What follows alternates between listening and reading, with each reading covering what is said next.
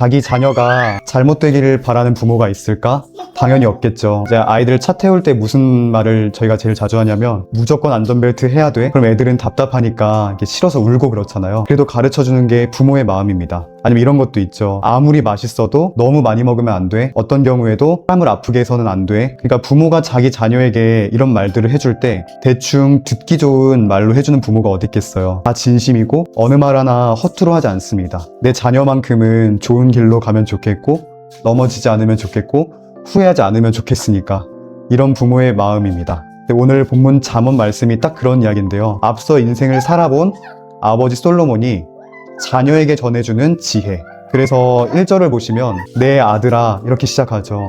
그래서 오늘은 짧은 본문 몇 구절만 살펴보겠지만 그 안에 아버지가 자녀에게 꼭 알려주고 싶은 인생의 지혜가 담겨 있습니다. 그냥 대충 듣기 좋은 말일까? 아니죠. 사랑하는 내 자녀가 꼭 알아야 하는 인생의 지혜. 이 본문의 핵심은 아버지의 마음입니다. 오늘 본문을 같이 살펴보면서 우리 인생을 살아가는 참된 지혜는 어떤 걸까? 특히 그리스도인으로 살아가는 우리에게 꼭 필요한 지혜는 어떤 걸까? 잘 배워가는 저와 여러분 되시기를 우리 주 예수 그리스도 이름으로 축복합니다. 잠언 3장을 이해하려면 당시 시대 배경을 알 필요가 있거든요. 잠언의 저자인 솔로몬이 왕으로 통치하던 시대는 말 그대로 황금기였습니다. 안정적인 군사력을 가졌고 또 무엇보다 경제적으로 정말 풍요로웠던 게 성경을 보면 금과 은이 돌처럼 흔했다고 하죠. 또 국가 간의 교류도 엄청 활발했고 학문과 지혜도 활발했다. 그러니까 당시 솔로몬이 얼마나 대단했는지 주변 나라들에서 이렇게 솔로몬의 지혜를 보려고 여기저기서 몰려왔다고 할 정도니까요. 아마 보면서 사람들이 이런 생각을 했을 것 같아요. 이 정도 지혜면 세상에서 못할 게 없겠다. 그만큼 솔로몬의 지혜는 감히 상상할 수 없을 정도였습니다. 그런데 여기서부터 중요합니다. 이런 시대에, 그러니까 황금 같은 이런 시대에 이런 사람이 지금 이런 말을 하는 겁니다. 5절 한번 다 같이 읽어보겠습니다. 여러분 이거 상당히 의미심장한 말입니다. 솔로몬은 세상에서 가장 지혜롭고 가장 성공한 시대를 살았던 사람입니다. 그런데 하는 말이 내 지식, 내 지혜를 의지하지 말아라. 여러분 세상에서 가장 지혜로운 사람이 왜 자기 아들한테는 지혜를 의지하지 말아라 라고 했을까요? 솔로몬은 사람이 가진 지혜의 한계를 알았기 때문입니다. 진짜 지혜로운 사람들은 자기 지혜로 뭐든 다 할 수 있다 라고 생각하지 않습니다. 오히려 자기 한계를 알고 자기 힘으로 안 된다는 걸 아는 게 진짜 지혜라는 거죠. 제가 전에 한번 이런 이야기를 들었는데 우주를 연구하는 과학자들 중에 신앙인들이 은근 많다더라고요.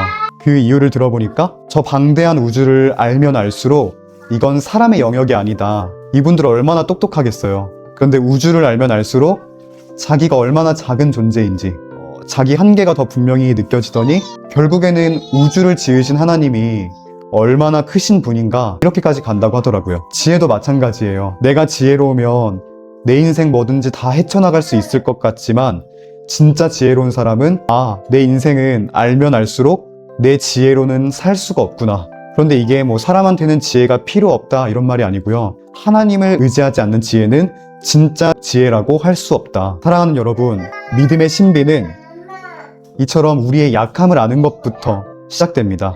지난주 설교에 나의 약함은 곧 하나님의 강함으로 우리 인생에 채워지기 때문이라고 했죠. 스스로 강하다고 하는 사람들은 하나님을 찾지 않습니다. 그런데 스스로 약하다고 생각하는 사람은 하나님을 찾을 수밖에 없습니다. 그러니 그 인생에는 수많은 하나님의 역사가 계속해서 기록되겠죠. 우리도 마찬가지입니다. 우리의 연약한 본성과 한계를 인정합시다. 자존심 상한다고 생각할지도 모르겠어요. 그런데 약함을 인정하는 그때 비로소 우리 인생을 이끌어 가시는 은혜, 이 은혜를 분명하게 경험할 수 있을 겁니다.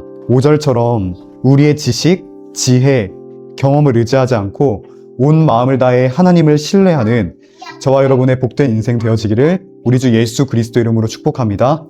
이어서 6절 읽어보겠습니다. 우리 하는 모든 일에서 하나님을 인정하는 겁니다. 익숙한 개역개정 번역을 보시면 범사에라고 하거든요. 이 말은 주일에 교회 와서만 하나님을 인정한다든지 무슨 큰 사고가 터졌을 때만 하나님을 찾는다든지 이렇게 우리는 본능적으로 하나님이 필요할 때만 찾을 때가 많잖아요. 이런 건 범사에 하나님을 인정하는 게 아니겠죠. 어려울 때만이 아니라 사소하고 작은 일에도 혹은 우리가 가장 강하고 건강하고 높은 위치에 있을 때도 하나님을 인정하는 겁니다. 어떤 상황에도 하나님 당신이 제 인생의 주인이십니다.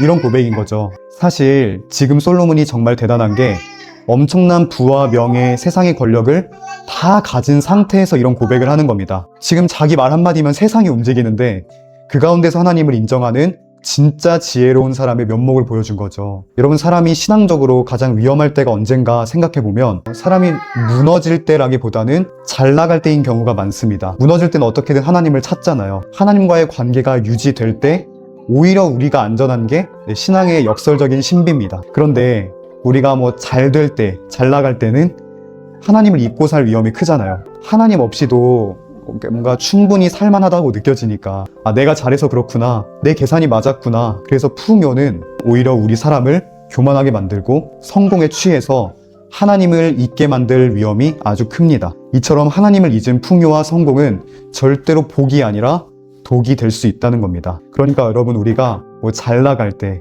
문제가 없을 때, 평안할 때 더 하나님을 찾을 수 있는 저와 여러분 되시면 좋겠습니다. 자, 이렇게 범사에 하나님을 인정한 사람들에게는 어떤 약속을 해주시나요? 그러면 내 갈 길을 알려줄 것이다. 여기서 갈 길을 알려주신다 혹은 지도하신다는 말은 단순히 길을 안내해 주시는 정도가 아닙니다. 우리 삶의 방향을 곧게 하시고 평탄하게 하신다. 여러분, 하나님은 결코 자기 백성을 방치하지 않으시고 하나님을 신뢰하는 사람들의 길을 끝까지 혹은 친히 이끌어 주신다. 이게 물론 우리 인생에 어려움이 없을 거라는 말은 절대 아닙니다. 방향을 잃지 않게 하시고 어려움 중에도 넘어지지 않도록 붙들어 주신다. 왜냐하면 모든 것을 합력하여 그분의 최종적인 선을 이루시는 분이시기 때문입니다. 그런 하나님이시기 때문입니다. 사랑하는 여러분, 우리가 하는 모든 일, 모든 상황에 하나님을 인정할 때 우리에게 약속하신 인도하심을 경험하게 될 겁니다.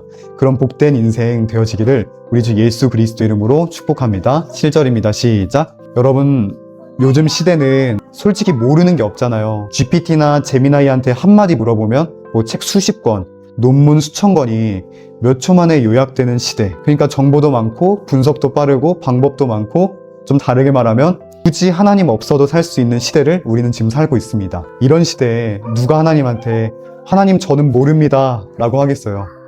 그러다 보니까 이 시대는 스스로 지혜롭다 여기기가 쉽습니다. 그런데 여러분, 사람이 스스로 지혜롭다 여기는 순간 지혜는 더 이상 지혜가 아닙니다. 나 스스로 지혜롭다고 자처하는 순간 그 어떤 미련한 사람보다 미련해진다. 하나님을 모르는 사람들이 듣기에는 참 이상한 말이죠. 왜 스스로 지혜로운 게 미련한 거냐. 그러나 잠언에서는 일관되게 같은 이야기를 해주는데요. 사람은 자기가 다 안다고 생각하는 그 순간부터는 하나님의 말씀을 결코 듣지 않기 때문입니다. 그런 사람이 뭐가 부족하다고 하나님을 찾겠어요. 그런데 아이러니하게도 자기 부족함을 아는 사람들에게는 오히려 소망이 있다. 그럼 잘 들어주셔야 돼요. 자기가 부족한 걸 아는 사람에게는 오히려 소망이 있습니다. 왜냐하면 그렇기 때문에 도움을 구하거든요. 하나님 없이는 살 수 없다고 생각하기 때문에 오히려 그 인생은 소망으로 가득 차게 된다는 말입니다. 그래서 어떻게 보면 스스로 미련한 사람에게 오히려 소망이 있겠다. 그래서 여러분, 솔로몬이 자기 아들에게 뭐라고 했나요? 스스로 지혜롭다고 생각하지 말아라. 더 중요한 건 여호와를 두려워하며 악에서 떠나라. 사실 같은 맥락인데요. 여기서 여호와를 두려워한다는 말이 뭔가 공포에 질려서 하나님을 보면서 막 벌벌 떨라는 말이 아닙니다. 하나님을 하나님으로 인정하는 태도. 내 생각보다 하나님의 뜻이 더 옳습니다. 내 판단보다 하나님의 길이 더 옳습니다. 그런데 이런 사람들에게 반드시 나타나는 특징이 하나 있는데 그게 뭐냐면 바로 악에서 떠나게 된다는 겁니다. 악에서 떠난다. 왜냐하면 하나님을 진짜 경외하는 사람은 하나님이 싫어하시는 것을 절대 가볍게 여길 수가 없기 때문입니다. 하나님이 싫어하시는 것은 저도 멀리 하겠습니다. 하나님이 슬퍼하시는 일은 저도 피하겠습니다. 이런 마음이 자연스럽게 따라온다는 거예요. 그래서 성경이 말하는 진짜 지혜는 단순히 머리로만 똑똑하고 아는 게 아니라 삶의 방향이 하나님을 향하는 것, 혹은 하나님과 반대되는 건 과감하게 등지는 것. 솔로몬은 이게 진짜 지혜라고 말하는 겁니다. 사랑하는 여러분, 스스로 지혜로운 사람이 될 바에는 차라리 아무것도 모르는 사람이 혹은 아무것도 모르는 미련한 사람이 돼서 하나님을 찾으시길 바랍니다. 사실은 그게 미련한 게 아니라 진짜 지혜로운 거거든요. 하나님의 하나님 되심을 철저히 인정하는 사람, 그런 지혜가 저와 여러분 인생에 충만할 수 있기를, 정말 충만할 수 있기를 우리 주 예수 그리스도 이름으로 축복합니다. 네, 마지막 8절을 좀 보면서 말씀을 정리하려고 합니다.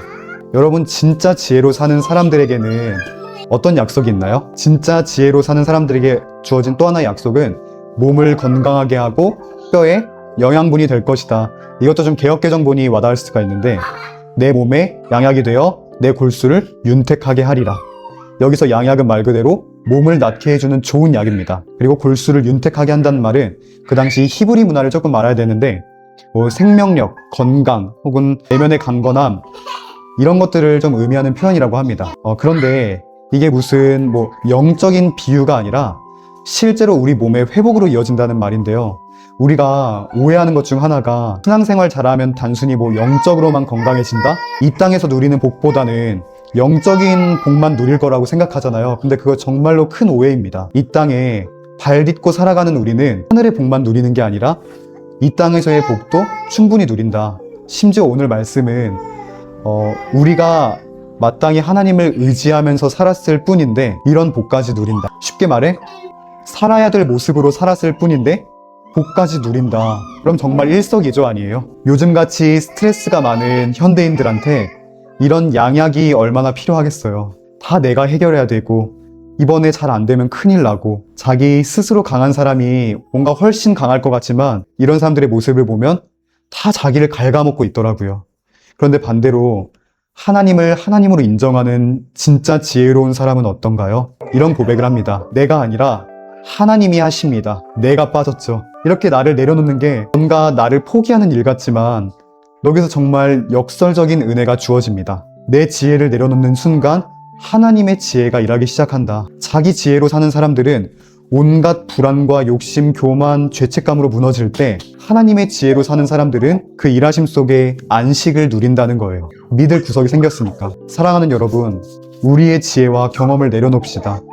다 안다고, 다 할 수 있다고 말하는 이 세상에서, GPT 하나면 뭐든지 다 할 수 있고 다 해낼 수 있는 세상에서 나는 모른다, 나는 다 할 수 없다 라고 고백을 합시다. 그렇게 우리를 인도하시고 회복하실 하나님을 경험하는 저와 여러분의 복된 인생 되어지기를 우리 주 예수 그리스도 이름으로 축복합니다.